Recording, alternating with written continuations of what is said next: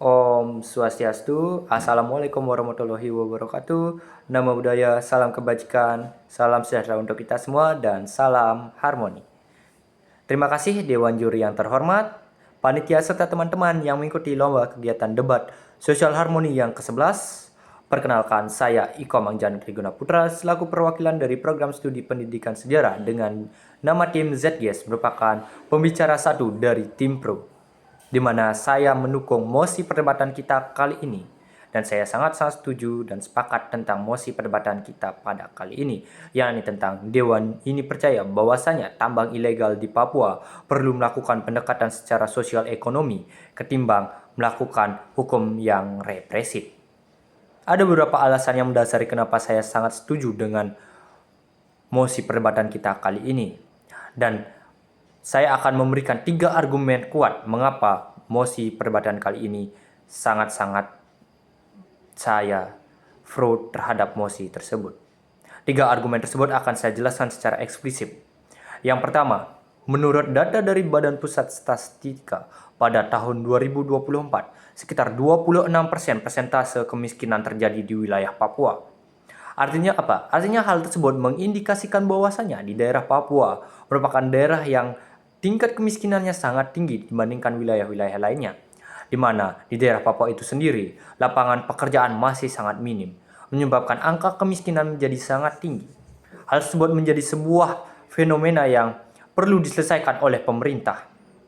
Nah, kemudian pada tahun 2024 sendiri sekitar 60% pekerja dari masyarakat Papua itu merupakan pekerja yang berada di sektor informal. Mereka rata-rata bekerja di daerah tambang, bukan karena mereka mau, tapi karena keterpaksaan ekonomi, karena tidak adanya pekerjaan yang layak untuk mereka lakukan lagi. Kemudian, data pada tahun 2024 menurut data dari LIPI menunjukkan bahwasannya sekitar 7 dari 10 orang masyarakat di daerah Papua merupakan pekerja yang bekerja di daerah tambang ilegal. Mereka bekerja bukan karena kemauan, tapi karena keterpaksaan, karena kurangnya bantuan lapangan pekerjaan dari pemerintah. Hal ini menunjukkan dan mengindikasikan bahwasannya masyarakat Papua masih banyak yang belum mendapatkan pekerjaan. Nah, kemudian argumen yang kedua bahwasannya menurut data dari Walhi pada tahun 2023 menunjukkan bahwasannya pemerintah dan aparat sempat melakukan penertiban di wilayah Intan Jaya dan di wilayah dari Daegu. Tetapi kemudian sekitar 40 warga di daerah Papua ditangkap karena terjadi bentrokan antara aparat dan warga Papua. Tetapi setelah penangkapan tersebut, 3 bulan kemudian, bahkan beberapa bulan kemudian, muncul lagi tambang-tambang ilegal yang ada di wilayah Papua.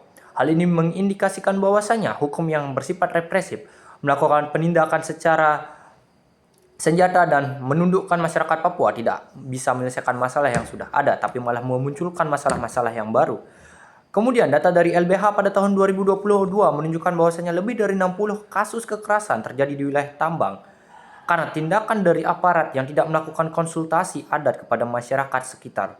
Padahal hukum harusnya disertai dengan empati, tapi malah melakukan penindasan secara tidak sesuai dengan hukum adat yang berlaku. Nah, kemudian berdasarkan Pusat Studi Ekonomi dan Kebijakan Universitas Cendrawasih pada tahun 2023 menemukan bahwasanya program legalisasi keterlibatan tambang rakyat dan pelatihan pengelolaan lingkungan di Kabupaten Mimika meningkatkan pendapatan warga sekitar 42% dan menurunkan pelanggaran izin sebesar 50% dalam 2 tahun. Pendekatan ini tidak hanya mengurangi pelanggaran, tetapi juga menumbuhkan kesadaran hukum dari bawah. Rakyat patuh bukan karena takut, melainkan karena merasa dilibatkan dan ikut terlibat dalam sistem pemerintahan. Itulah hakikat asli dari sebuah keadilan sosial. Dari sisi konstitusi sendiri, pada pasal 33 ayat 3 Undang-Undang Dasar 1945 menegaskan bahwasanya kekayaan alam harus dipergunakan sebesar-besarnya untuk kemakmuran rakyat. Artinya apa? Artinya hukum harus menjadi sarana kesejahteraan, bukan hanya instrumen penindasan. Dengan ini saya menyatakan bahwasanya saya sebagai tim pro sangat-sangat sepakat dengan mosi perdebatan kita kali ini. Dan bahwasanya saya sangat mendukung mosi dengan judul Dewan ini percaya bahwasanya tambang ilegal di daerah Papua perlu melakukan pendekatan sosial ekonomi ketimbang hukum yang represif. Sekian dari saya ucapkan terima kasih dan saya akhiri dengan Parama Santi. Om Santi.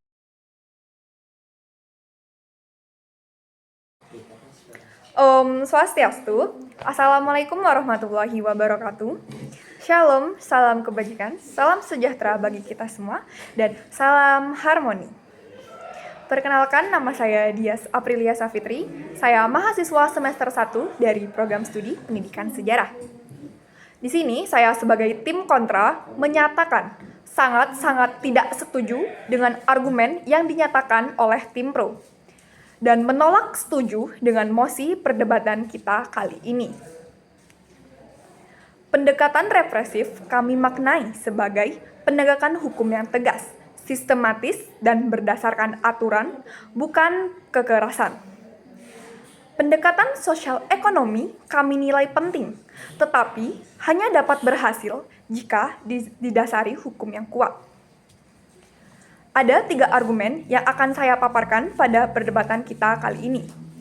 Argumen yang pertama yaitu supremasi hukum adalah pondasi negara dan pelindung lingkungan. Berdasarkan Kementerian ESDM tahun 2024, terdapat 2.741 tambang ilegal di Indonesia dan 19% diantaranya terdapat di wilayah Papua dan Papua Barat. Sebagian besar dikendalikan jaringan modal besar yang memperkerjakan masyarakat lokal sebagai buruh lapangan. Jika negara mengedepankan pendekatan sosial tanpa penindakan, maka pelaku utama akan terus bebas beroperasi di balik masyarakat kecil. Penegakan hukum memberi efek jera dan memastikan sumber daya alam dikelola secara legal dan berkelanjutan. Tanpa dasar hukum yang kuat, semua program sosial hanyalah tambal sulam. Argumen saya yang kedua yaitu tambang ilegal menimbulkan kerusakan lingkungan yang mendesak untuk dihentikan. Data Walhi dan Greenpeace tahun 2023 menunjukkan sekitar 200 hektar hutan Papua rusak parah akibat tambang liar. Sungai-sungai seperti Daegu dan Ayomaro tercemar merkuri hingga melebihi ambang batas WHO. Kerusakan ini tidak dapat dipulihkan jika tidak segera dihentikan. Pendekatan sosial ekonomi tidak bisa menghentikan pencemaran yang sedang terjadi. Yang dapat dilakukan hanyalah memperlambatnya. Hanya tindakan hukum yang tegas, penutupan lokasi, penyitaan alat berat, dan sanksi pidana yang dapat memutus rantai kerusakan.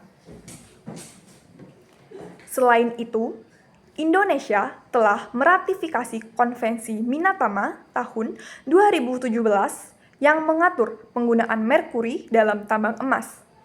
Artinya, negara punya kewajiban internasional untuk menegakkan hukum lingkungan, bukan sekedar memberi pelatihan ekonomi.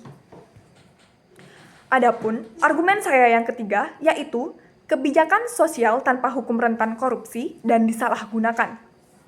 Menurut Indonesia Corruption Watch 2023, Papua termasuk 5 besar provinsi dengan tingkat korupsi tertinggi di sektor sumber daya alam. Tanpa pengawasan hukum yang kuat, dana pemberdayaan ekonomi justru mengalir ke elit lokal atau oknum pemerintah.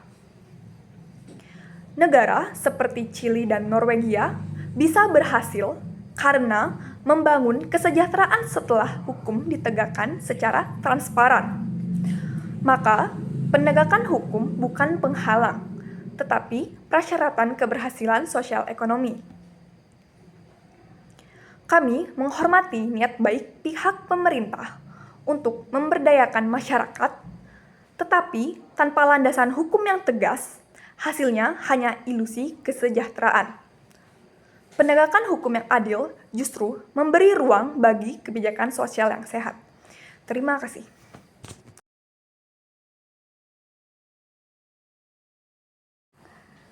Om Swastiastu, Assalamualaikum warahmatullahi wabarakatuh.